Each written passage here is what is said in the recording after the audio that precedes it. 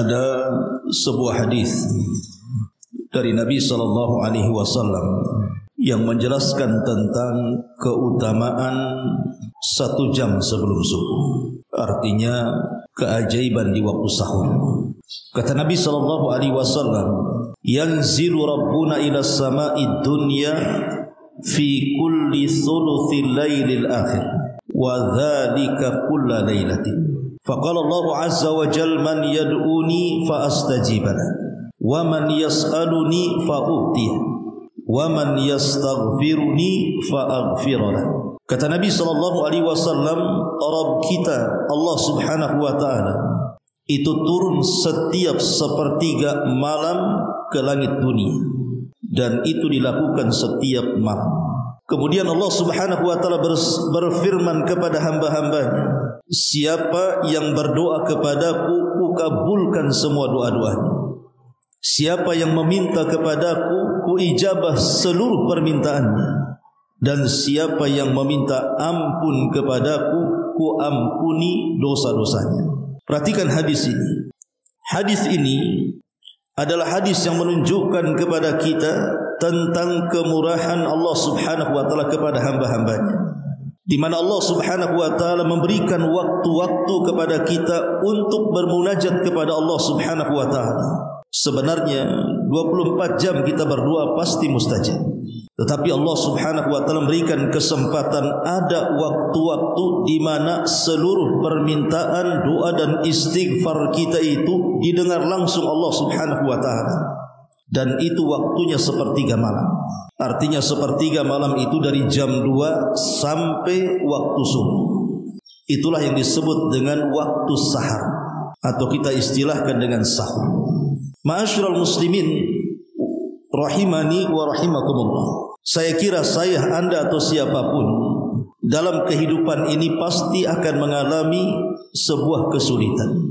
Entah kesulitan itu berkaitan dengan ekonomi, sulitnya kita mencari ekonomi. Entah kesulitan itu berkaitan dengan kesehatan. Mungkin di antara kita diuji oleh Allah dengan berbagai macam penyakit yang terkadang penyakit itu susah perlu sembuhnya. Atau boleh jadi kita diuji oleh Allah Subhanahu wa taala, mungkin disakiti manusia, difitnah manusia, atau mungkin orang-orang tua yang diuji oleh Allah dengan kenakalan anak-anaknya. Sebenarnya ujian-ujian ini bisa diangkat oleh Allah Subhanahu wa taala dengan cara apa?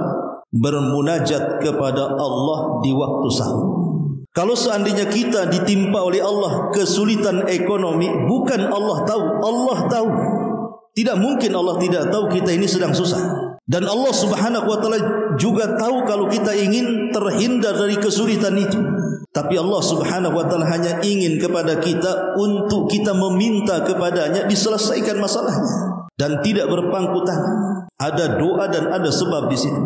Atau boleh jadi di antara kita yang ditimpa oleh Allah penyakit, yang susah pula penyakit itu diangkat. Bukan berarti Allah tidak tahu kita sedang sakit. Allah tahu kita sedang sakit, dan Allah juga tahu kita ingin sembuh. Allah hanya ingin kepada kita untuk meminta kepada Dia kesembuhan dan tidak meminta kepada yang lain. Atau boleh jadi Allah Subhanahu wa taala memuji kita.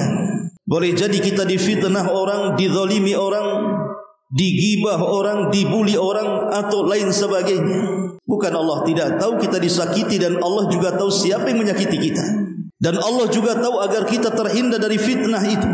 Cuman Allah hanya meminta kepada kita agar kita minta langsung kepada Allah, agar Allah menyelesaikan masalah kita. Atau boleh jadi orang tua yang diuji oleh kenakalan anaknya, kurang ajar anaknya kepada orang tua, dan begitu seterusnya. Allah tahu setiap orang tua itu ada kesulitan, tapi Allah hanya minta bermunajatlah kepada Allah Azza wa Jalla. Pasti Allah akan uraikan tuh sedikit demi sedikit masalah kita. Lah Allah berikan kesempatan di waktu sahur ini agar kita bermunajat kepada Allah Subhanahu wa taala. Karena Allah itu kalau tidak diminta dia marah. Berbeda dengan makhluk, kalau sering diminta pasti dia marah. Makanya di sini Nabi SAW lewat hadis ini mengajarkan kepada kita ada amalan-amalan yang ajaib yang kalau kita lakukan di sepertiga malam bisa menyelesaikan semua urusan kita. Apa saja ibadah-ibadah itu? Yang pertama, tentu dimulai daripada tidur. Sebelum tidur berdoalah kepada Allah Subhanahu wa taala agar Allah membangunkan kita dalam kondisi sehat. Karena betapa banyak orang-orang yang tidur tidak bangun lagi. Maka minta kepada Allah Subhanahu wa taala agar kita dibangunkan dalam kondisi sehat wal afiat. Makanya doa selepas tidur kita diajarkan oleh Nabi sallallahu alaihi wasallam, alhamdulillahilladzi alhamdulillahilladzi ahyana ba'dama amatana wa ilaihin nusyur. Segala puja dan puji bagi Allah yang telah menghidupkan kita setelah Allah mewafatkan kita. Jadi tidur itu disilahkan wafat, karena tidur itu saudara kematian. Berapa banyak orang yang tidur tidak bangun lagi, itu masalahnya. Maka berdoalah kepada Allah sebelum tidur dan setelah tidur. Jadi amalan yang pertama berdoa, berterima kasih kepada Allah karena Allah sudah membangunkan kita. Kemudian yang kedua, ambil wudu. Kemudian salat tahajud di situ. Walaupun di bulan Ramadan kita sudah salat tarawih selepas Isya, bukan berarti kita dilarang tahajud. Boleh tahajud, asal jangan mengulang witir yang sudah dilakukan.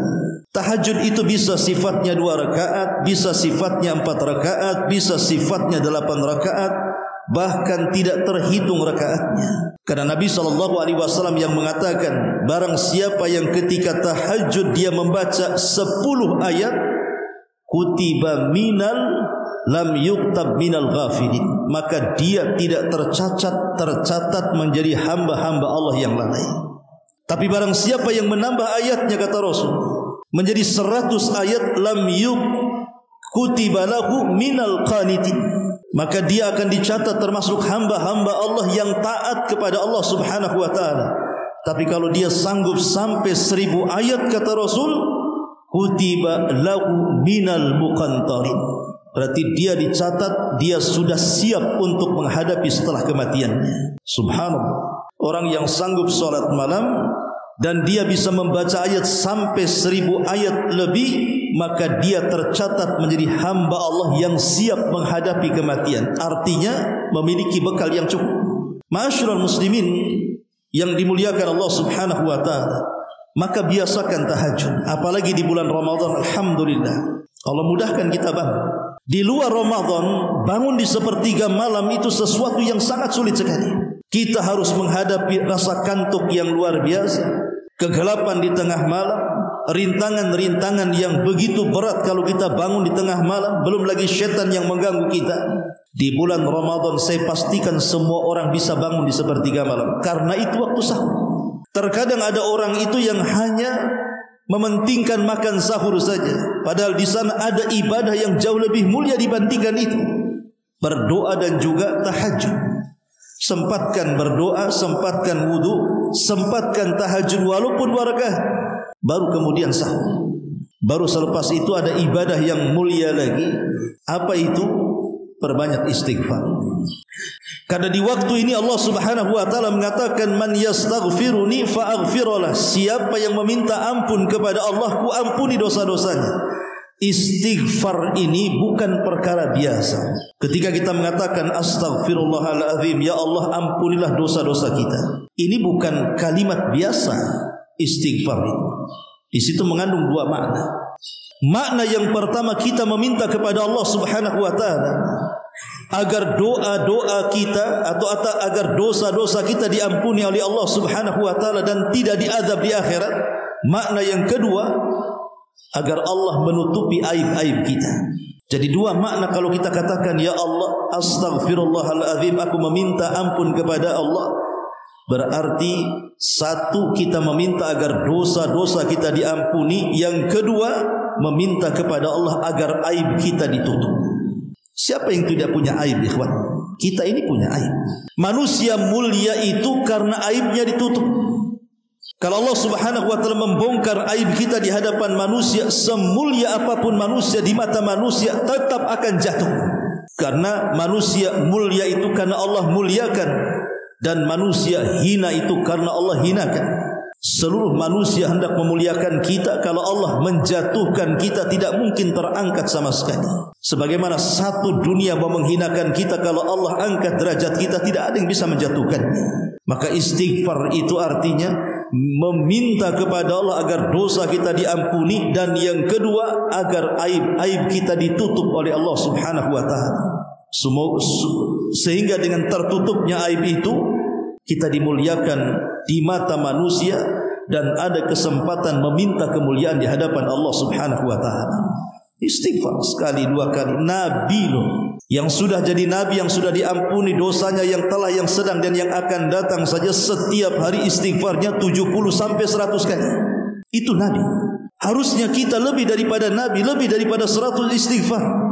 Karena setiap kita ini pasti melakukan dosa. Tidak ada manusia yang tidak terlepas dari dosa, dan tidak ada manusia yang tidak terlepas dari aib. Minta diampuni dosanya dan minta ditutup aibnya. Itu kemuliaan istighfar. Kemudian yang keempat, membaca Quran. Walaupun hanya seayat, dua ayat, selembar, dua lembar, jadilah. Karena orang yang membaca Al-Quran di waktu sahur itu disaksikan para malaikat. Allah Subhanahu wa taala yang mengatakan, Inna Qur'an al-fajri kana mashhuda. Sesungguhnya bacaan Al-Quran di waktu fajar itu disaksikan para malaikat. Kalau malaikat menyaksikan kita, ini sebuah kemuliaan. Saya kira seayat, dua ayat, 3 atau 4 ayat itu bukan perkara berat bagi kita untuk membacanya. Tapi lihat kemuliaannya, para malaikat menyaksikan dan mendoakan kebaikan untuk hamba-hambanya yang membaca Quran di waktu sahur itu. Bahkan diriwayatkan dari Abu Hurairah radhiyallahu anhu. Kata Abu Hurairah radhiyallahu anhu, Nabi SAW bersabda bahwa amalan hamba itu akan diangkat di 2 waktu. Pertama waktu asar, dan yang kedua di waktu fajar. Maka barang siapa yang sanggup membaca Quran, bacalah Al-Quran di waktu itu, kata Abu Hurairah. Jadi ini kesempatan berat, bahwa di waktu itu bukan waktu yang sangat biasa, tapi luar biasa, bisa menyelesaikan urusan kita. Ada kesempatan untuk berdoa kepada Allah Subhanahu wa taala, minta apa yang kita akan minta. Di situ juga ada kesempatan untuk tahajud, di situ juga ada kesempatan untuk istighfar, dan di situ juga ada kesempatan untuk membaca Quran. Bahkan Nabi Allah Ya'qub alaihi salatu wassalam, ketika putra-putranya yang menyakiti Nabi Yusuf alaihi salatu wassalam, mereka tobat setelah berjumpa Yusuf di Mesir. Kemudian mereka meminta maaf kepada ayahnya. Maka Ya'qub mengatakan, mintalah ampun kepada Allah akan kesalahan kalian, dan saya akan berusaha untuk mengistighfarkan, memintakan ampun akan dosa-dosa kalian kepada Allah Subhanahu wa taala. Sebab itulah Nabi Ya'qub selalu membangunkan anak-anaknya setiap waktu sahur, kemudian meminta anak-anaknya untuk mengaminkan setiap istighfar dia kepada Allah Subhanahu wa taala akan dosa-dosa mereka semuanya. Kenapa? Karena waktu itu adalah waktu yang berkah. Bukankah Rasul yang mengatakan tasahharu fa inna fi sahurikum barakah? Makan sahurlah kalian, karena dimakan sahur itu ada berkah. Ya, karena waktu itu waktu berkah. Waktu turunnya Allah di sepertiga malam akhir, dan itu setiap malam. Dan lihat pengaruh yang ditimbulkan orang yang selalu bangun di sepertiga malam, kemudian dia berdoa, kemudian dia pun salat, kemudian dia istighfar, kemudian dia membaca Quran. Apa kata Nabi SAW? Syaitan itu akan datang kepada tengkuk setiap kalian di waktu tidur, kemudian akan mengikat 3 ikatan di leher kita. Setiap ikatan yang diikatkan setan di tengkuk kita itu, setan akan mengatakan, tidurlah karena malam masih panjang. Karena setan itu tidak menghendaki kita bangun di sepertiga malam. Kalau bisa dia disuruh bangun selepas subuh. Itu maunya setan.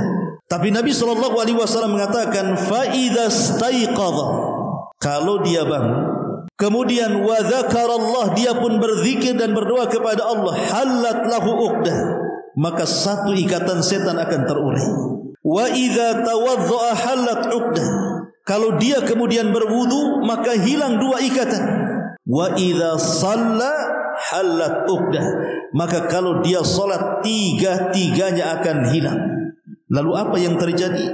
Di pagi hari kata Nabi SAW, tayyiban nafsi nasyad, maka dia hatinya akan dipenuhi dengan kebaikan, dan dia akan memiliki sesuatu yang bisa menjalani hidupnya, artinya satu hari dari pagi sampai sore itu jelas tujuan hidupnya. Kalau dia ada masalah, maka Allah uraikan masalahnya. Kalau ada keinginan, maka Allah kabulkan keinginannya. Tapi sebaliknya kata Nabi SAW, kalau dia tidak berzikir, tidak berwudu, tidak salat, tidur, kemudian dia bangun selepas subuh, maka Rasul mengatakan khabithan nafsi kaslan, maka jiwanya akan buruk dan akan banyak masalah yang terkadang masalah itu tidak tahu dari mana pokok masalahnya. Tahu-tahu banyak masalah saja, tidak tahu juntrungannya. Dia tidak buat masalah, tahu-tahu datang masalah. Dia tidak menyebabkan sebuah masalah, tahu-tahu datang masalah. Masalah itu akan terus melilit dia dari mulai subuh sampai waktu sore, dan dia akan sulit keluar dari masalah itu. Lihat bagaimana waktu sahur itu menentukan kebahagiaan kita di dunia khususnya, dan tentu di masa depan kelak ketika berjumpa dengan Allah Subhanahu wa taala. Maka jadikan waktu sahur di bulan Ramadan ini kesempatan. Kalau di luar Ramadan saja sedemikian luar biasa keutamaannya, maka di dalam Ramadan tentu lebih besar lagi keutamaan waktu sebelum subuh ini. Subhanakallah bihamdika, asyhadu an la ilaha illa anta, astaghfiruka wa atubu ilaik. Allahu ta'ala alam. Assalamualaikum warahmatullahi wabarakatuh.